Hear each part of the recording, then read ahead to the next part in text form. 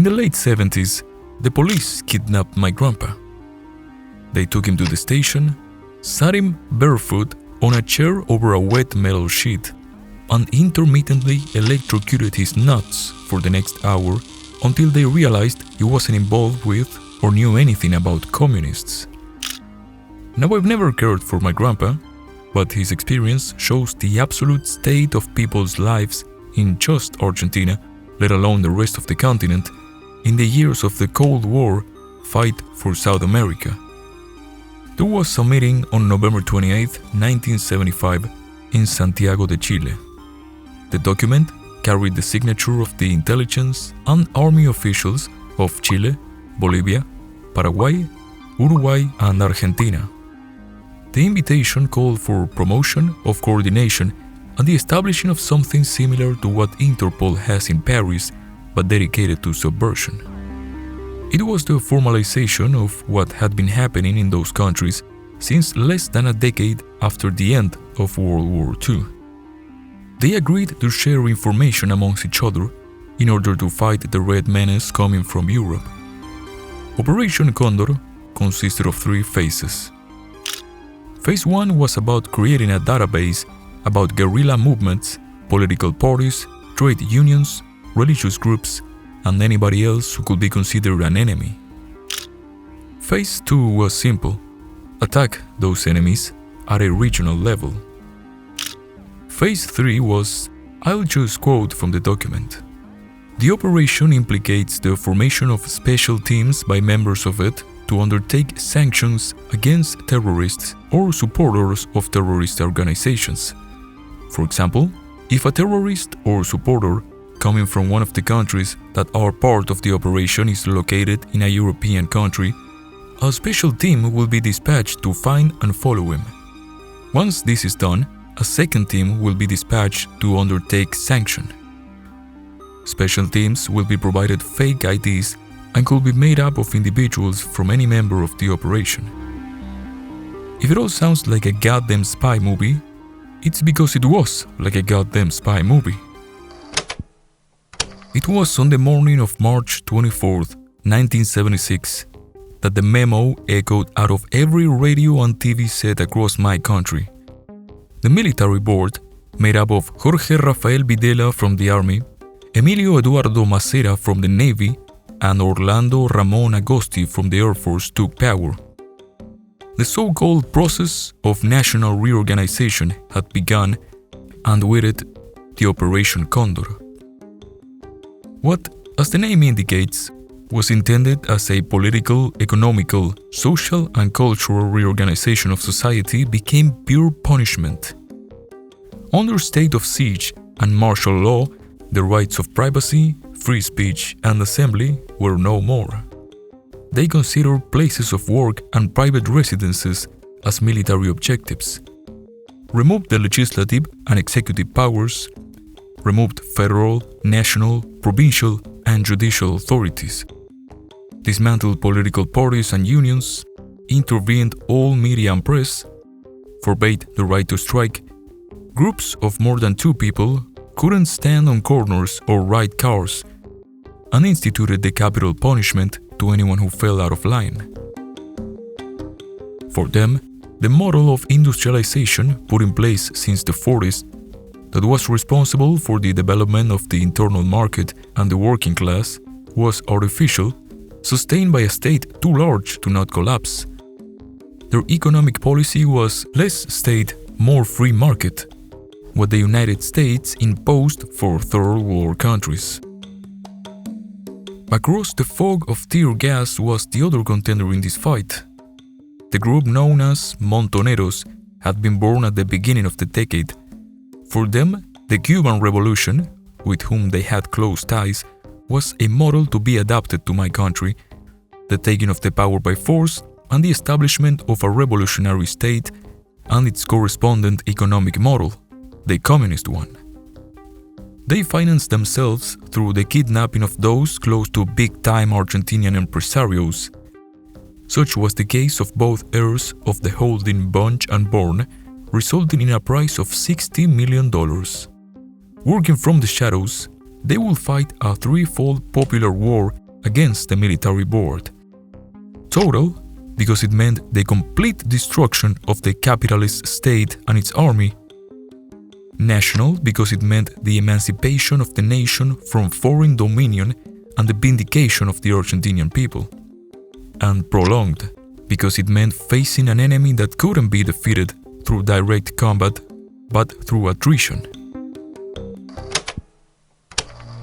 For the military board, the privacy of your home was not so. They reserved the right to break in and take whoever they deemed a suspect of being a communist. Colleges, especially those that taught the humanities, and workplaces were no exception. If you were lucky enough, as my grandpa was, of only being tortured, you'd be free to go on with your life. If you were not, they will take you to a clandestine detention center where they will keep the fun going in ways too revolting to mention. Private parts and rats will be my only not-so-subtle hints.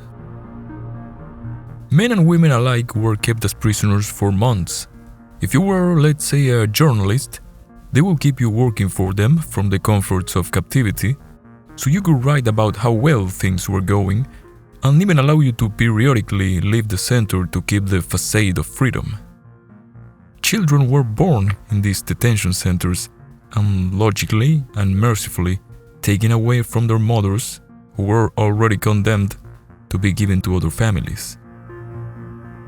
Once you no longer were of use, they will give you sodium thiopental, take you to a hangar, hop you into a plane, and fly you above the open sea to then push you out the door. Montoneros, as well as the ERP, the FAR, and the FAP, were no innocent group of nuns either. No guerrilla ever is. They will use some of the same tactics: kidnapping, torturing, and executing family members of those in the military. It didn't matter if they had to blow up a police station with innocent people inside, as they did with the superintendents of federal security on July 2nd of 1976. They were that intent in toppling the dictatorship and bringing back socialism. I can only speak about my country with knowledge of cause and consequence, but this was a replica of what happened across other countries in South America. I've mentioned the United States in passing, and that is no coincidence. A win in the fight for South America, a continent exceedingly rich in all manner of resources, was of interest for both poles of the world at the time, capitalism and communism alike.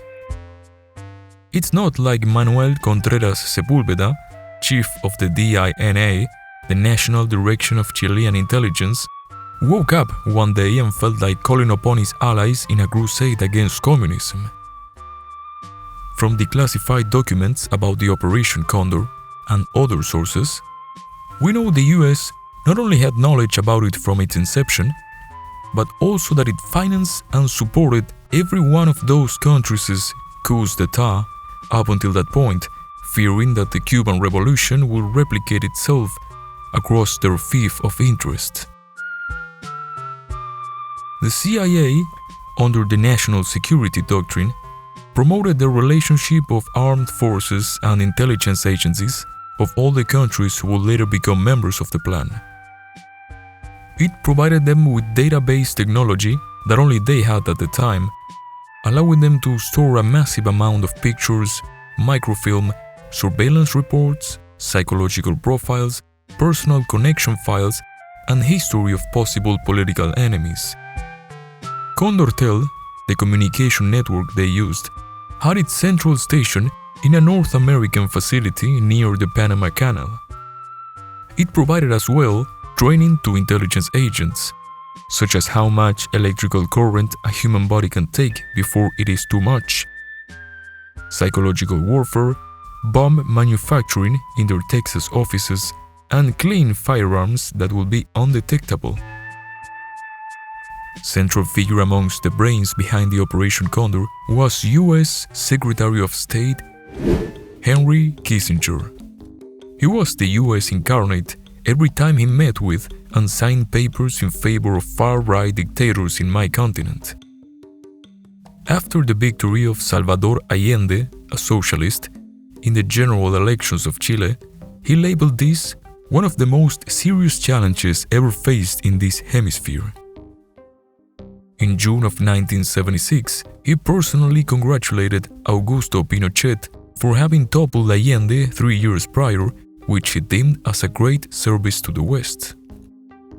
2 days later, he gave props to Argentinian Minister of International Relationships, César Augusto Guseri, for his fight against terrorism.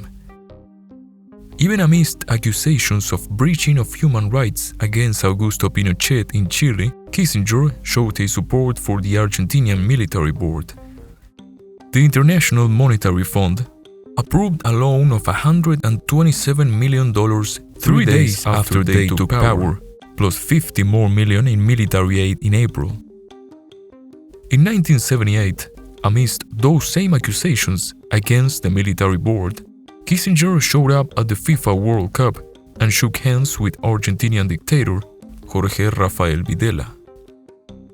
After Salvador Allende had achieved the presidency of Chile in 1970, Henry Kissinger said, "I don't see why we need to stand by and watch a country go communist due to the irresponsibility of its own people."